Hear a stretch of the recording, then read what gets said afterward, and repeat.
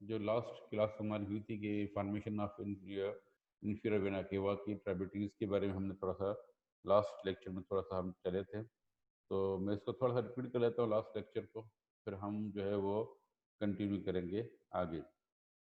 हमने कहा था कि जो हमारे पास इंफीरियर वेना केवा जो है उसकी फॉर्मेशन किस तरह होती है, उसमें ट्राइबिटीज़ आ जाती हैं और ट्राइबिटीज़ के लिए हमारे पास पूरा एक सिस्टम चल रहा होता है कि इंटीरियर हमारे पास जो वेसरल वेंस होती हैं, जो आर्टरीज जिस तरह बनती हैं इसी तरह वो वापस रिटर्न हो रही होती हैं। हमने कहा था कि जैसे हमारे पास ओपनिंग्स होती हैं, डायफ्राम के अंदर 3 ओपनिंग्स होती हैं। एक हमारी वेना केवल ओपनिंग होती है जो थोरेसिक वर्टिब्रा नंबर 8 पे होती है, और उसके बाद जो हमारे पास ओपनिंग होती है वो हमारे पास एसोफिगल ओपनिंग होती है जो थोरेसिक वर्टिब्रा 10 पे होती है। वो की जो होती है वेना के जो ओर्टल ओपनिंग होती है, जो एब्डोमेन एओर्टा की होती है, ये वर्टिब्रल नंबर जो होती है 12 पे होती है। ये तो हमने इसमें सारा जिक्र किया था। फिर हमने एओर्टा की पूरी जो है ब्रांचेस पढ़ी थी कि इंटीरियर में 3 होती हैं, लेटरल में 4 होती हैं, फिर पोस्टीरियर में अलग होती हैं, और इंटीरियर जो होती हैं सिंगल सिंगल होती हैं, साइडों वाली और पोस्टीरियर जो होती हैं वो पेयर्ड फॉर्म में होती हैं। उनकी पूरी डिटेल हमने पढ़ी थी और चार्ट में पढ़ी थी। और इस तरह ये पिक्चर थी कि हमारे इन्फीरियर मेसेंट्रिक आर्टरी होती है, सुपीरियर मेसेंट्रिक आर्टरी होती है, सिलियक ट्रंक होता है, फिर हमारे पास हम इन्फीरियर फ्रेनिक आर्टरीज होती है जो हमारे लेटरली निकल रही होती हैं, लंबर आर्टरीज होती हैं, रेनल आर्टरी होती हैं, सुपर रेनल होती हैं, ये पूरी हमने पढ़ चुके थे। और हमने थोड़ा सा जिक्र किया था कि इन्फीरियर वेना केवा की। इन्फीरियर वेना केवा जो होता है ये हमारे पास फॉर्मेशन होता है जो L5 पे, लंबर वर्टिब्रा 5 पे फॉर्मेशन होता है, जहाँ पे 2 कॉमन इलियक आर्टरीज आकर ज्वाइन करती हैं, जिसमें हमने पास जो होती है राइट और लेफ्ट कॉमन इलियक आर्टरीज होती हैं। ये राइट और लेफ्ट कॉमन इलियक आर्टरीज 2 हिस्सों से बनती हैं कि राइट वे में भी और लेफ्ट में भी एक्सटर्नल और internal common iliac artery open होकर राइट और लेफ्ट बनाती हैं। इसको हमने कहा था ये हमारे पास असेंडिंग ऊपर की तरफ जा रही होती है पोस्ट एब्डोमिनल वॉल से होती हुई, और राइट साइड ऑफ द हमारे पास वर्टिब्रल कॉलम और एओर्टा के ये होती हैं, और जो हमारे पास फिर ऊपर जाकर हमारे पास बिल्कुल लीवर से होती हुई हमारे एब्डोमेन में डायफ्राम के ऊपर superior में यानी कि उसमें अब डायफ्राम की जो ओरिफिस होता है ना केवल जो थोरेसिक वर्टिब्रा नंबर 8 से वहाँ से ये एंटर हो जाती है एब्डोमेन के अंदर, थोरेसिक के अंदर। और उसके बाद हमने इसकी जो ट्रेबिटीज़ पढ़ी थी कि कौन-कौन सी चीज़ें होती हैं जो इसकी जो होती हैं हमारे पास क्या करती हैं ट्रेबिटीज़ में बनाने में हेल्प कराती हैं। हमने कहा था कि इसमें कॉमन इलियक कार्ड वेन्स होती हैं जो मोस्ट नीचे से आ रही होती हैं, और उसकी जो होती है लंबर वेन्स होती हैं जो हमारे पास होता है राइट, और जो होती हैं राइट ओवरिन और टेस्टिकुलर वेन होती है। याद रखिएगा राइट का नाम यहाँ पे प्रोमिनेंट तौर पर दिया गया है, और ये चीज़ मैं उस दिन थोड़ा सा शायद आपको नहीं बताया था। इस पे फोकस की राइट साइड जो होती है ना ये डायरेक्ट इंफीरियर वेना केवा में ओपन होती है, जबकि लेफ्ट जो टेस्टिकुलर और ओवरिन वेन होती है वो डायरेक्ट इंफीरियर वेना केवा में ओपन नहीं होती, वो लेफ्ट रेनल वेन में ओपन होती है। तो लेफ्ट रेनल पर आकर इंफीरियर वेना केवा में ओपन होती है। तो जो लेफ्ट होती है वो डायरेक्ट नहीं आती, राइट डायरेक्ट जाकर इंफीरियर वेना केवा में ओपन होती है। ये याद रखिएगा, ये वहाँ पे में पूछा भी जाता है, और बाज़ औक़ात आपके आप जो इसमें ट्रू और फॉल्स में भी पूछा जाता है। रेनल वेन जो होती हैं ये दोनों हमारे इन्फीरियर वेना केवा में ओपन होती हैं। हमारे पास राइट सुपीरियर जो रेनल ग्लैंड्स की वेन होती है वो भी इन्फीरियर वेना केवा में ओपन होती है। इन्फीरियर फ्रेनिक वेन हमारे पास ये इन्फीरियर वेना केवा में ओपन हो रही होती है। हेपेटिक वेन होती है ये भी हमारे पास किसमें इन्फीरियर वेना केवा में जो होती है वो ओपन हो रही होती है। ये तो इन्फीरियर वेना केवा की ट्रेबिटीज इन्फीरियर वेना केवा किस तरह बनती है, ये एक पूरा इसका चार्ट था कि हमने कहा था कि किस तरह में कौन-कौन सी ब्रांचेस आती हैं, कहाँ-कहाँ से। ये ईज़िली एक डायग्राम है, जो आपकी बुक से ही लिया गया है।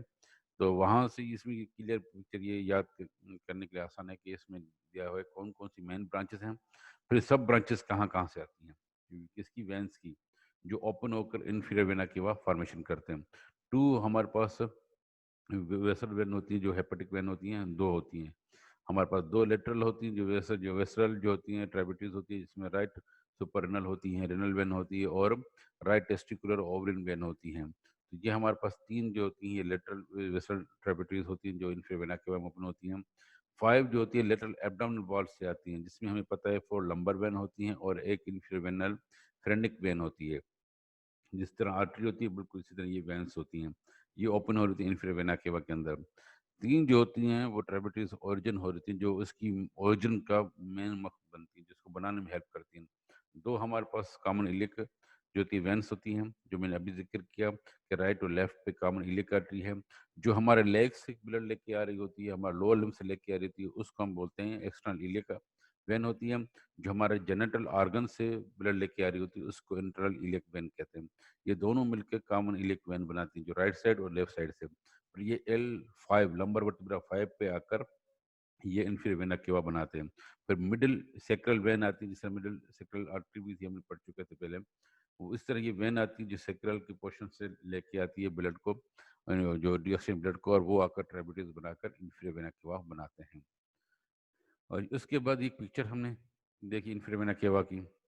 ये इन्फीरियर वेना केवा की है। ये राइट हमारे पास जो होते हैं जो रेनल और वेन्स होती हैं, ये लेफ्ट रेनल वेन होती हैं। हमने एक चीज़ अभी भी जिक्र की, मैं दोबारा रिपीट कर देता हूँ कि राइट जो हमारे पास गोनाडल जो आर्टरी होती है, वेन होती है, गोनाडल वेन, जिसमें ये टेस्टिकुलर वेन कहते हैं मेल के अंदर, और फीमेल में ओवरियन वेन कहते हैं, वो डायरेक्ट किस में ओपन होती है, इन्फीरियर वेना केवा में। जबकि लेफ्ट वाली जो होती हैं वो डायरेक्ट नहीं आती, वो ओपन हो जाती है पहले लेफ्ट रेनल वेन के अंदर, फिर वो लेफ्ट रेनल वेन ओपन होती है इन्फीरियर वेना केवा के अंदर। और ये इस तरह देखेंगे, ये 2 कॉमन इलियक वेन आ रही हैं राइट टू लेफ्ट के साथ। फिर यहाँ पे अगर आप फोकस करें, ये इंटरनल इलियक वेन है, ये एक्सटर्नल इलियक वेन है। एक्सटर्नल इलियक वेन जो होती है ये हमारे पास लोअर लिम्ब से ब्लड लेके आ रही होती है। जिस तरह लोअर लिम्ब को एक्सटर्नल इलियक आर्टरी जो होती है वो सप्लाई करती है, इसी तरह इंटरनल यानी कि जेनिटल रीजन से जो ब्लड आ रहा होता है रिटर्नली, वो इंटरनल इलियक वेन के थ्रू आता है, वो इन्फीरियर वेना केवा फॉर्मेशन करते हैं। और यह पे एक से कॉमन मिडिल सेक्रल वेन आती है। यहाँ तक तो बात क्लियर थी हमारे formation of the inferior vena cava की। आज हमारा टॉपिक है पोर्टल वेन की फॉर्मेशन या पोर्टल सिस्टम जिसको हम बोलते हैं। पोर्टल वेन क्या करता है, ये वह सिस्टम होता है ब्लड के अंदर, हमारे बॉडी के अंदर, जहाँ से पूरा हमारे पास क्या होता है, जितना डाइजेस्टेड फूड होता है, जो हम खाना ग़िज़ा खाते हैं, चाहे इसमें कार्बोहाइड्रेट हो, प्रोटीन्स हो, हमारे पास फैट हो, विटामिन्स हो, मिनरल्स हो, वो सारा एब्जॉर्ब होकर पोर्टल वेन में आएगा और ये पोर्टल सिस्टम कहलाएगा। पोर्टल सिस्टम पूरा एक जो था नेटवर्क की तरह काम करता है, जो आपकी स्टमक से लेकर लार्ज इंटेस्टाइन तक ये इसका जाल फैला होता है। जो हमने कहा था, अब किस तरह होता है, ये ड्रेन करता है पोर्टल वेन ब्लड को from the abdomen part of the gastrointestinal tract. पूरा गैस्ट्रो मींस स्टमक, इंटेस्टाइन मान लार्ज और स्मॉल, लार्ज और स्मॉल इंटेस्टाइन का बात करें, मैंने जीआईटी ट्रैक्ट से पूरा ये ब्लड ड्रेन करके हमारा ब्लड ड्रेन होकर ले आ रहा था। From lower third of the oesophagus से भी लेता है। और लोअर थर्ड किसमें, जिसमें एसोफिगल स्फिंक्टर आ जाता है, जो स्टमक के साथ अटैच होता है। और ये half down to the anal canal, और एनाल किनाल के जो हाफ डाउन होते हैं वहां से ऊपर ब्लड ये जो है ड्रेन कर रहा था इतना, यानी कि ओसोफिगस के लोअर पार्ट से लेकर स्टमक हो गया, स्मॉल इंटेस्टाइन हो गया, लार्ज इंटेस्टाइन हो गया, एंड एनाल किनाल का जो हाफ वे डाउन जो होता है वहां तक ये ब्लड ड्रेन करता है। याद रखिएगा ये बड़ा मोस्ट कॉमन कि इतना यानी पोर्शन का जो ब्लड होता है, क्योंकि यही सारा डाइजेस्टिव सिस्टम आपका जो होता है, ये जो जीआईटी और वहां से लेकर एनाल केनाल यानी कि रेक्टम तक जो होता है यहाँ पे, क्योंकि याद रखिएगा हमारे पूरे जिस्म के अंदर, पूरे बॉडी के अंदर, मैं अब थोड़ा सा इसको बता दूं, फिजियो आपको बताएगा, आपको बायोकेमिस्ट्री बताएगा कि अल्लाह तबारक ताला ने पूरे जेनेटिक सिस्टम को एक डिवाइड किया हुआ है पोर्शन वाइज। मिसाल दो कि हमारे किस चीज़ को कहाँ पे डाइजेस्ट होना है, किसको कहाँ पे एब्जॉर्ब होना है। कार्बोहाइड्रेट है हमारे ओरल माउथ से वो डाइजेस्ट होकर डायरेक्ट ब्लड में जाता है, जबकि हमारे पास प्रोटीन्स हैं वो एब्डामन में, स्टमक में होती हैं। फैट हमारे पास डिडोनियम में हो रहा होता है। फिर हमारे पास कोलेजन फाइबर्स होते हैं, और कुछ विटामिन्स होती हैं जो इंटेस्टाइन में हो रही होती हैं। कुछ विटामिन्स ऐसी होती हैं जो लार्ज इंटेस्टाइन में हमारे पास एब्जॉर्ब होती हैं। इलेक्ट्रोलाइट्स हमारे पास इंटेस्टाइन में हो रही थी, एब्जॉर्ब हो रही थी।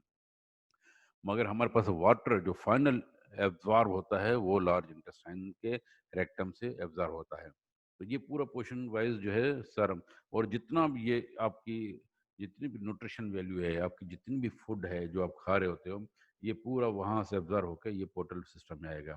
ये ड्रेन करेगा blood from the spleen, spleen से भी ब्लड ये ड्रेन करेगा, पेंक्रियास से भी ये ब्लड लेता है, और गॉल ब्लैडर से भी लेगा।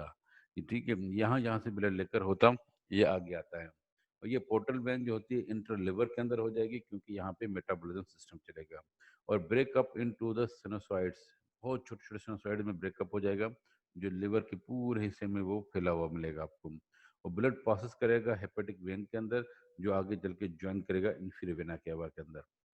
यहाँ पे हमने सिर्फ इतनी बात की सिनोसाइड में जाएगा। और हम जब हिस्ट्रो पढ़ेंगे लिवर की, उसमें हम जिक्र करेंगे सिनोसाइड्स के अंदर क्या क्या चीज़ होती है, किस तरह यहाँ पे मेटाबॉलिक सिस्टम होता है, कार्बोहाइड्रेट डिवाइड हो जाता है आपके, जिसके अंदर मोनोकार्बोहाइड्रेट होता है, डाई कार्बोहाइड्रेट होता है, पॉलीकार्बोहाइड्रेट में डिवाइड हो जाएगा। इसी तरह आपके पास फेट डिवाइड हो जाता है कि हमारे पास जो होता है एसेंशियल फैटी एसिड में और नॉन एसेंशियल फैटी एसिड में डिवाइड हो जाएगा। इसी तरह आपका जो है प्रोटीन जो है वो अमीनो एसिड में डिवाइड हो जाएगा। अमीनो एसिड में 2 आते हैं, essential non essential amino acid.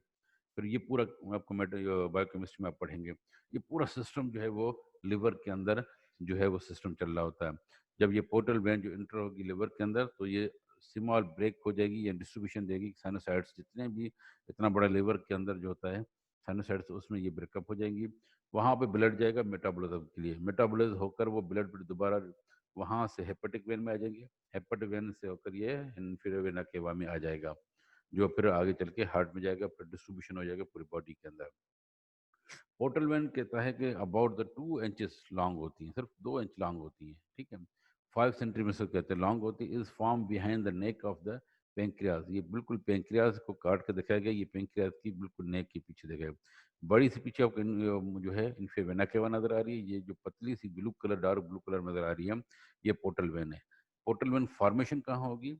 ये बेक ऑफ द नेक जो होती है पेंक्रियाज, उसकी जो पेंक्रियाज की पोर्शन काट करके आपको दिखाया गया है, वहाँ से होगी। और इसकी लेंथ कितनी होती है? 2 इंचेस कहते हैं, जिसको 5 सेंटीमीटर कहते हैं।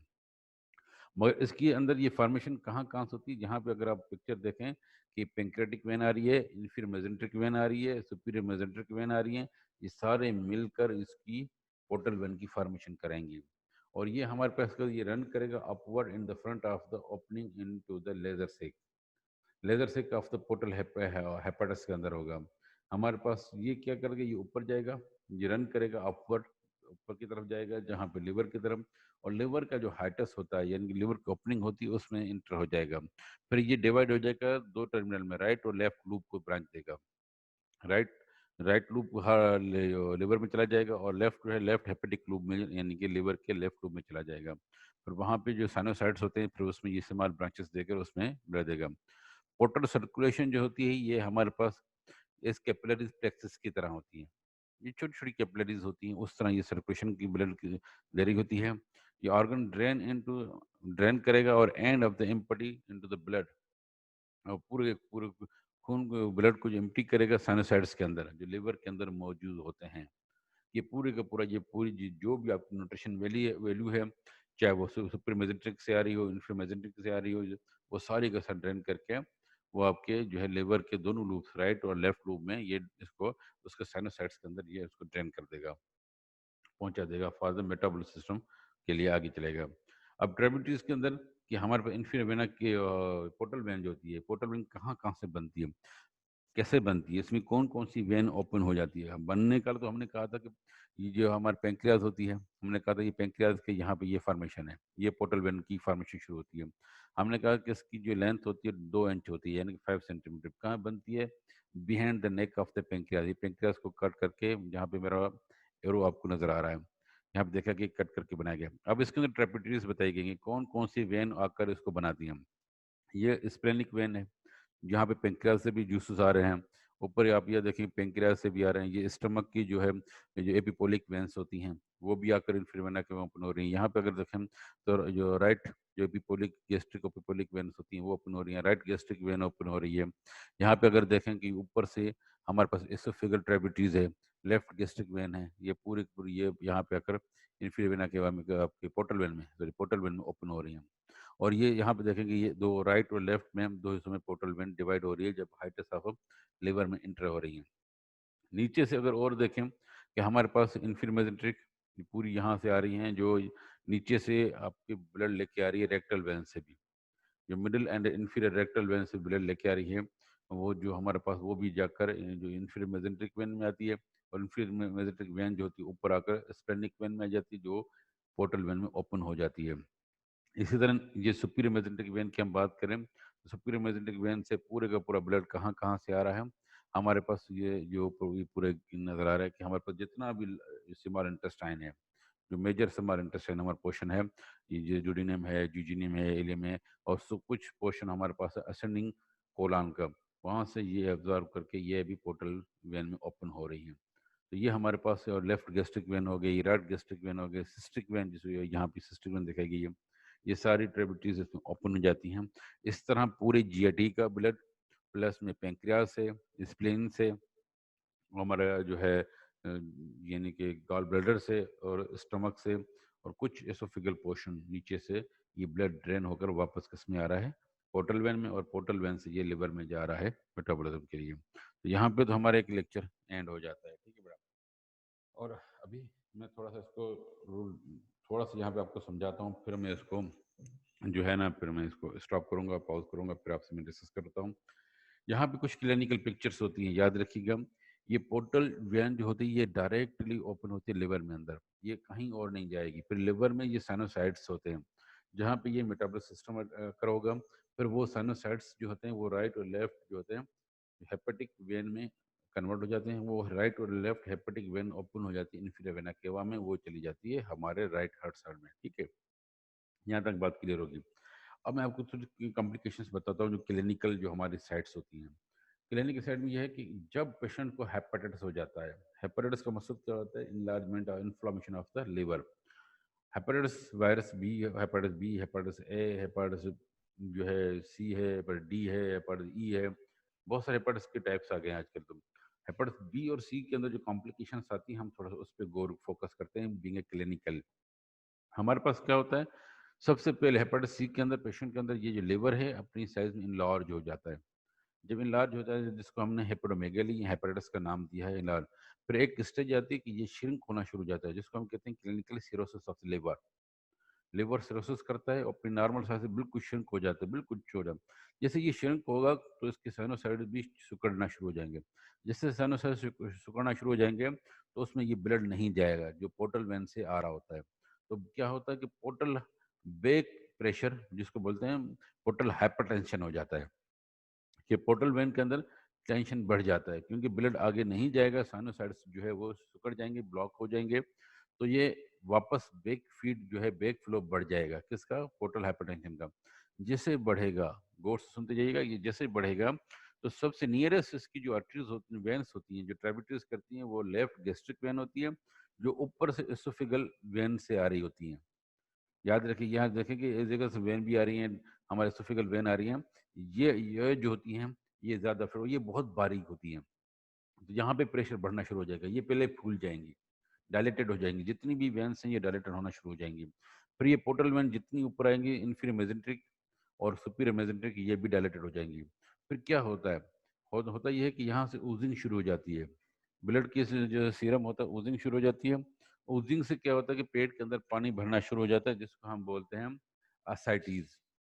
असाइटीज हो जाएगा और आ जाएगा, उसमें पेट में पानी भर जाएगा। ये तो जहाँ तक बात क्लियर है, हो गया। ओके, अब ये होता है कि यहाँ पे ये पूरा क्लियर है, ये एब्डोमेन के अंदर जो होता है वो जो है, जिनके हमारे पास क्या होता है कि वो वाटर जो है सीरम एक्यूमुलेशन हो जाती है, जिसको हम एसाइटिस का नाम देते हैं। एक तो ये कॉम्प्लिकेशन आती है, आपने देखा होगा हेपेटाइटिस सी की जो लास्ट पेशेंट कंडीशन होती है, तो पेट में पानी भरना शुरू हो जाए, जिसको एसाइटिस एसाइटिक पेशेंट कहते हैं। वो क्यों होती है, वो हमारे पास सिर्फ इस वजह से होती है कि हमारे पास लिवर जो होता है वो सिरोसिस हो चुका होता है। एक तो ये कंप्लेन मोस्ट कॉमन है हेपेटाइटिस सी वाले पेशेंट में। सेकंड कंप्लेन क्या होती है कि बाज़ औक़ात हमारे पास नीचे जो होती है रेक्टल वेन और एनल वेन होती है, जो हमने कहा कि lower one third of the renal जो होता है वहाँ से वेन आ रही होती है इन्फीरियर मेसेंट्रिक से। ये जो वेन होती हैं ये बहुत बारीक होती हैं।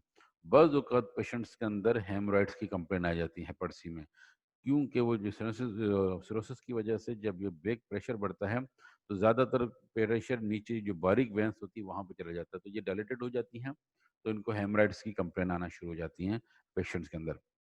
तीसरी जो मोस्ट कंप्लेन होती हैं वो हम कहते हैं हेमेटोसिस, यानी कि खून की उल्टियाँ आना।